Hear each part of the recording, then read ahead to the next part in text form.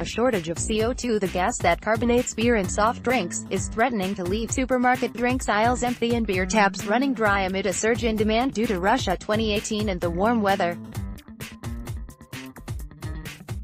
Tunisia 1 England 2, biggest TV audience of year for Three Lions World Cup win. At least one brewer has said beer production could cease as early as next week and likened the scramble for supplies to war rationing. Soft drinks producers, food manufacturers and brewers across the UK have been hit by the major shortages of food-grade CO2 as much of Europe competes for vital supplies.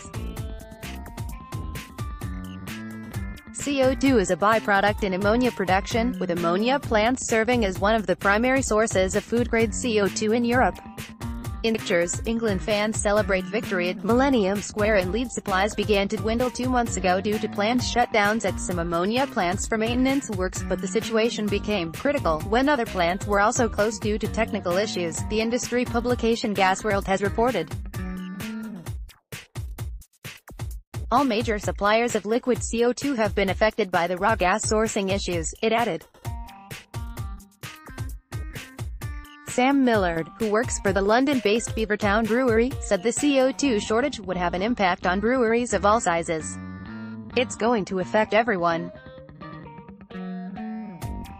We're all very heavily reliant on CO2, not just as part of the brewing process but also as part of the packaging process," he said.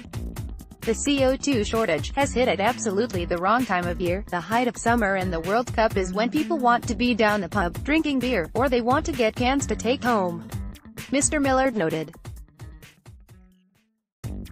"We can modify our processes for this week which will see us through, but if it goes on any longer than that then we'll just have to halt packaging," he added.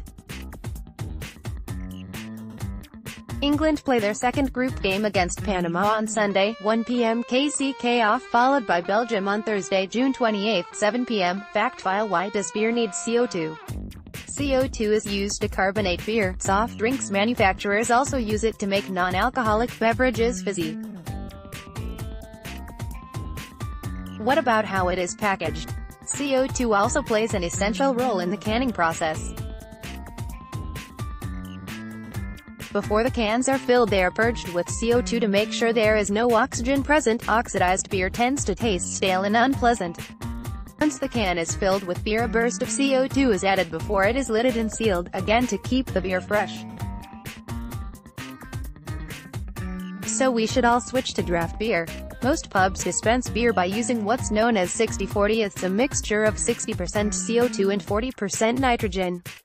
The majority of draft beer sold in the UK is stored in steel kegs. To dispense the beer, gas is inserted into the keg, squeezing the liquid out. Can't we use another gas? The gas used must be an inert gas, one which has extremely low reactivity with other substances, such as CO2 or 60-40. A version of this report first appeared in the iNews. Click here to read more.